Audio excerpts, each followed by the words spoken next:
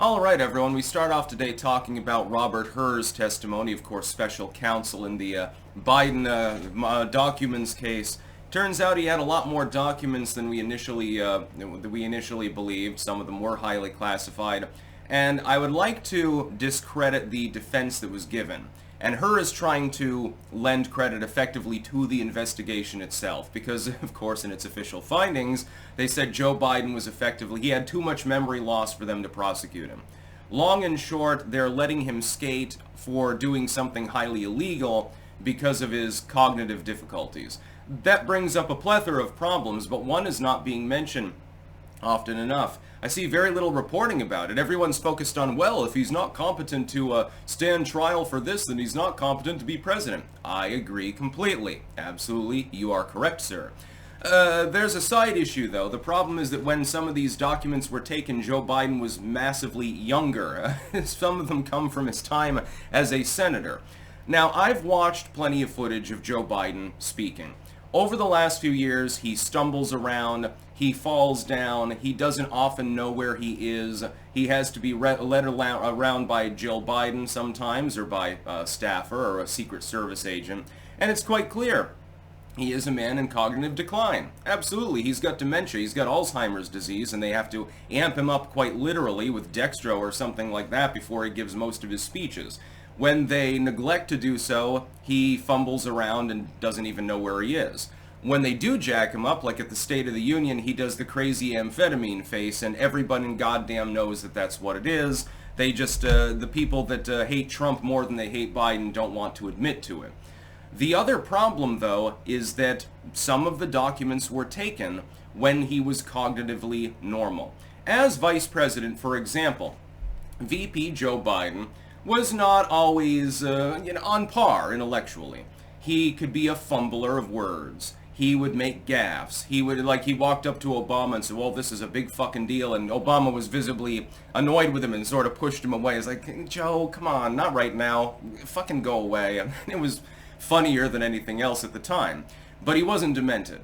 He did not appear to have any significant cognitive difficulties. He usually 70 is a little bit young usually to have Alzheimer's setting in. That usually happens a little bit later. Like for instance, my grandfather, he started showing signs of that at 82. Before that, he was as rugged as a goddamn bear. I mean, he was going up, waltzing through the woods, well into his 70s, managing his trap line and stuff. He was in prime form. He was a strong dude who was in the military when he was younger. His cognitive decline came on late, and unfortunately quickly progressed and eventually killed him. The last time I saw my grandfather was when he was dying, and very sad. And but in Joe Biden's case, quite clearly he did not have any dementia when he was in his 70s. He didn't have it, at least until the bitter end of his 70s, around the time that he's running for president, coincidentally. So how can you retroactively say that you're not going to charge somebody with a crime, because he did commit a crime, when the excuse is basically, well, now he's incompetent. Well, he wasn't incompetent at the time. When he took the documents in the first place, again, in some cases, we're talking about before he was in the vice presidency. He was cognitively normal. He was all there. He could be a fumbler, but he could give a speech. And he spoke well. If you've looked at some of the speeches of Joe Biden in the Senate, actually, that dude was a bit of a workhorse. He was not just cognitively normal, he was cognitively advanced. He's a smart dude, he's well-spoken, he does not have a stutter, etc., etc., etc. Even when he was running in 2020, the Joe Biden that we saw there is markedly different than the Joe Biden that we see today. He is in decline. But it's inapplicable. How can you possibly apply that retroactively to having taken documents in, I don't know, 2009 or something like that? We're talking almost ancient history at this time. The Obama administration was a while ago, you will see.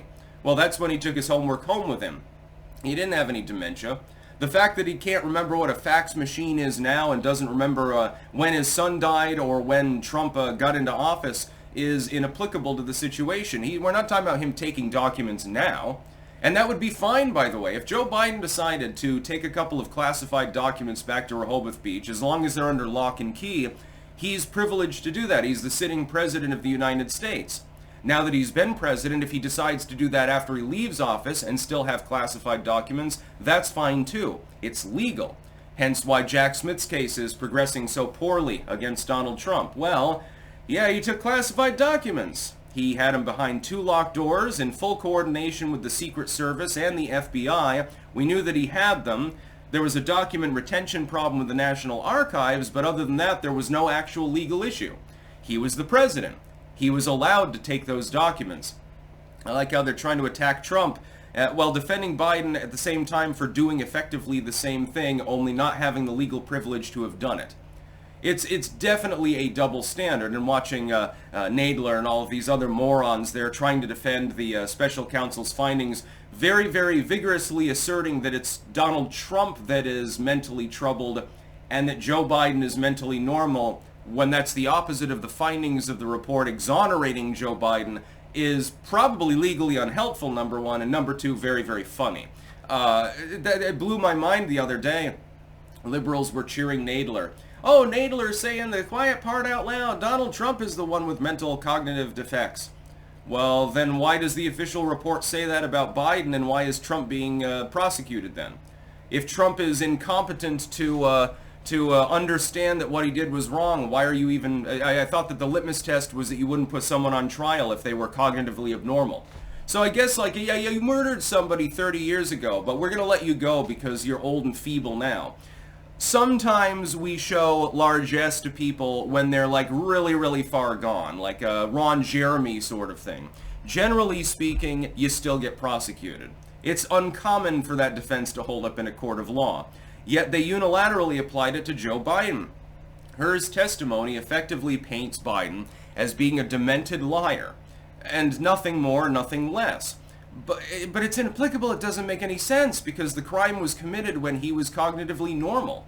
And again, there is that application that many people are mentioning. If Joe Biden is not capable of being tried for a crime that we know he committed, that he effectively admits to having committed, well, come on, man, I had some of these documents there, but I can't remember my own name, so go the fuck away. Give me my ice cream. If he can't even for a couple of hours hold up under the mildest of scrutiny and answer basic questions, how can he possibly lead the nation?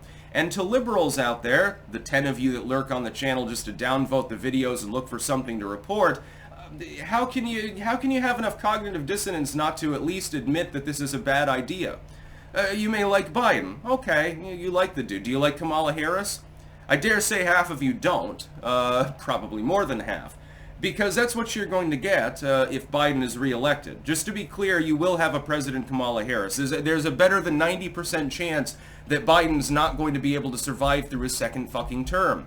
It's me, 87 goddamn years old. He's already in cognitive decline. A special counsel has found this. Legally speaking, he has been found officially incompetent to be held responsible for his actions. That's somebody who's, relatively progressed in their cognitive decline, I would say. So it's rude and inappropriate to vote for him.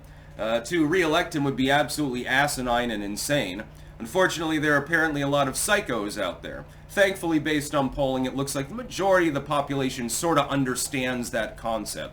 That's about all. Peace out.